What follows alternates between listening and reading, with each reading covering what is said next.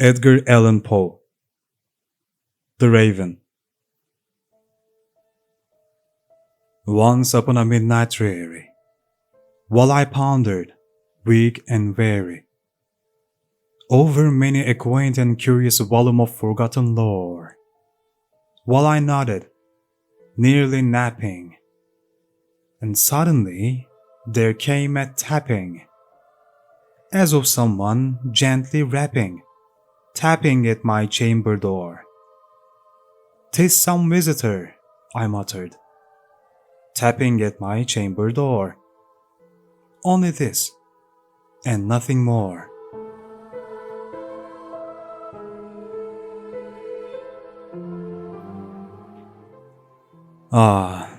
Distinctly I remember it was in a bleak December, and each separate dying ember rolled its ghost upon the floor. Eagerly I wished the morrow. Vainly I had sought to borrow from my books surcease of sorrow, sorrow for the lost Lenore, for the rare and radiant maiden, whom the angels name Lenore, nameless here, for evermore.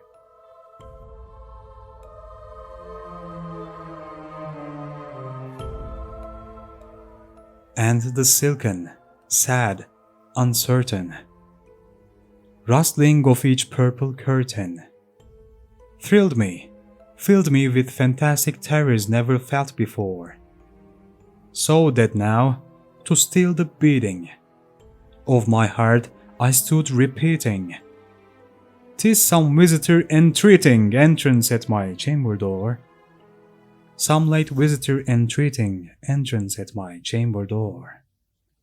This it is, and nothing more."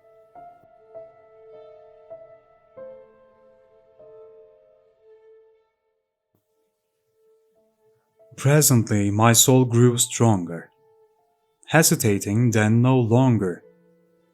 "Sir," said I, "or madam, truly your forgiveness I implore. But the fact is, I was napping, and so gently you came rapping, and so faintly you came tapping, tapping at my chamber door, that I scarce was sure I heard you. Here I opened wide the door. Darkness there, and nothing more."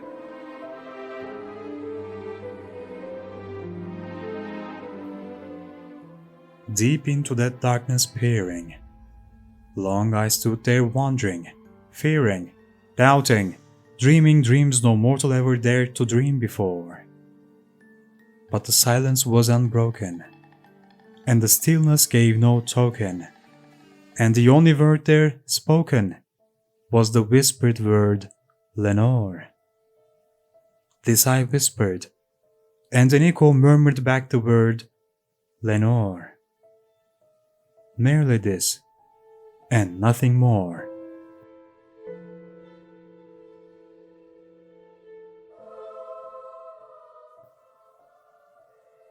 Back into the chamber turning, all my soul within me burning.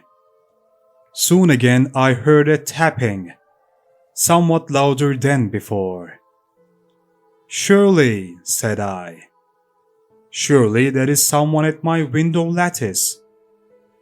Let me see, then, what thereat is, and this mystery explore. Let my heart be still a moment, and this mystery explore. 'Tis the wind, and nothing more."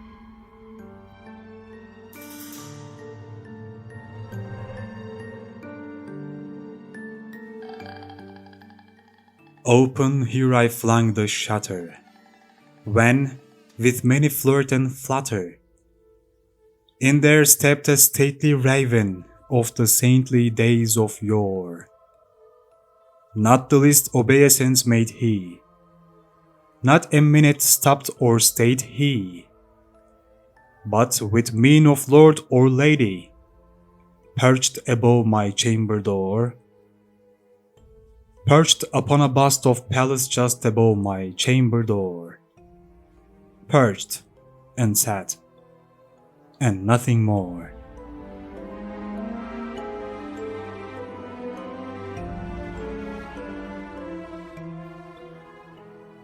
Then this ebony bird beguiling my sad fancy into smiling, by the grave and stern decorum of the countenance it wore.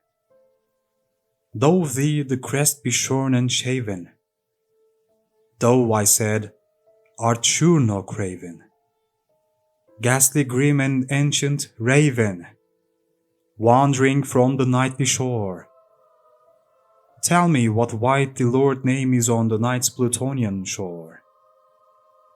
Quoth the raven, nevermore.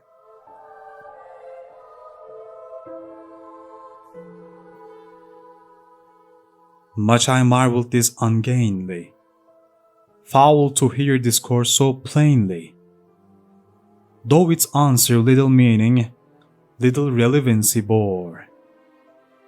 For we cannot help agreeing that no living human being ever yet was blessed with seeing bird above his chamber door, bird or beast upon the sculptured bust above his chamber door, with such name as Nevermore.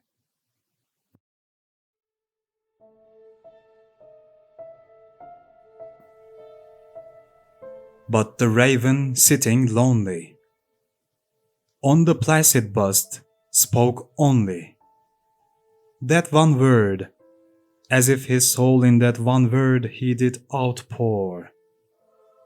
Nothing farther than he uttered, not a feather than he fluttered, till I scarcely more than muttered, other friends have flown before. On the morrow he will leave me, as my hopes have flown before. Then the bird said, Nevermore.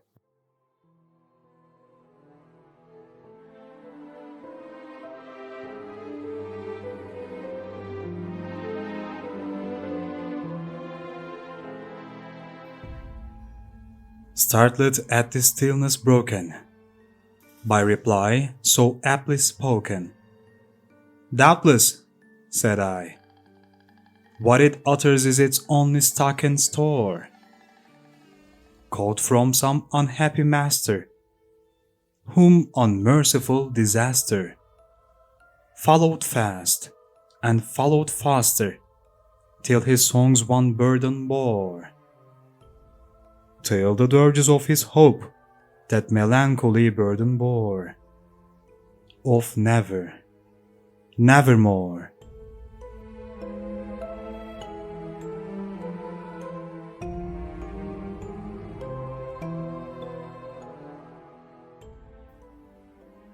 But the raven still beguiling all my fancy into smiling, straight I willed a cushioned seat in front of bird, and bust and door. Then upon the velvet sinking, I betook myself to linking fancy unto fancy, thinking what this ominous bird of yore, what this grim, ungainly, ghastly, gaunt, and ominous bird of yore meant in croaking, nevermore.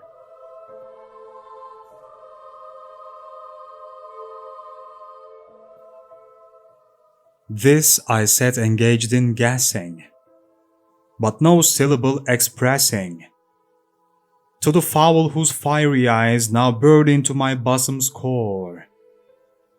This and more I sat divining, with my head at ease reclining on the cushion's velvet lining that the lamplight gloated o'er, but whose velvet violet lining with the lamplight gloating o'er she shall press, oh, nevermore.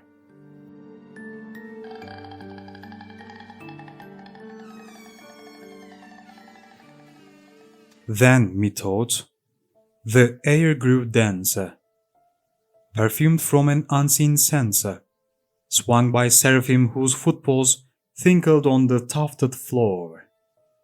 "Wretch," I cried, "thy God had lent thee. By these angels he had sent thee respite, respite and nepenthe from the memories of Lenore. Quaff, oh quaff this kind nepenthe, and forget this lost Lenore." Quoth the raven, "Nevermore."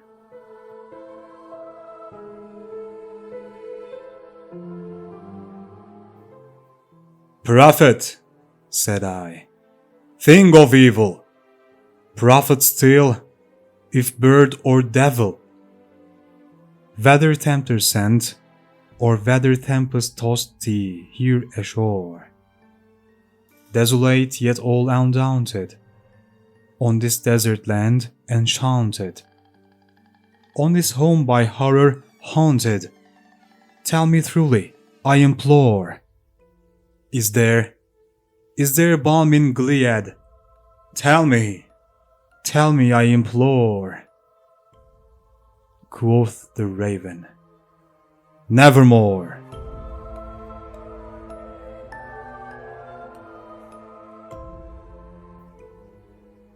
"Prophet," said I, "thing of evil, prophet still, if bird or devil, by that heaven that bends above us, by that God we both adore, tell this soul with sorrow laden, if within the distant Aidenn it shall clasp a sainted maiden, whom the angels name Lenore. Clasp a rare and radiant maiden, whom the angels name Lenore." Quoth the raven, "Nevermore."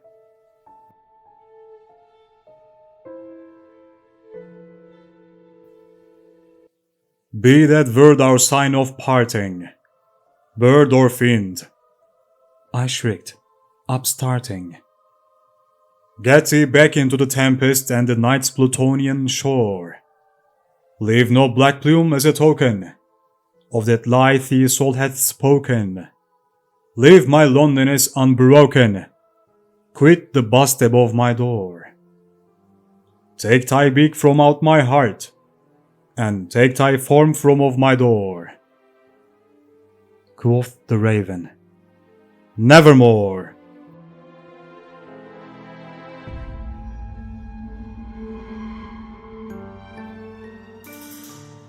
And the raven never flitting, still is sitting on the pallid bust of Pallas, just above my chamber door. And his eyes have all the seeming of a demon's that is dreaming, and the lamplight over him streaming throws his shadow on the floor. And my soul from out that shadow that lies floating on the floor shall be lifted nevermore.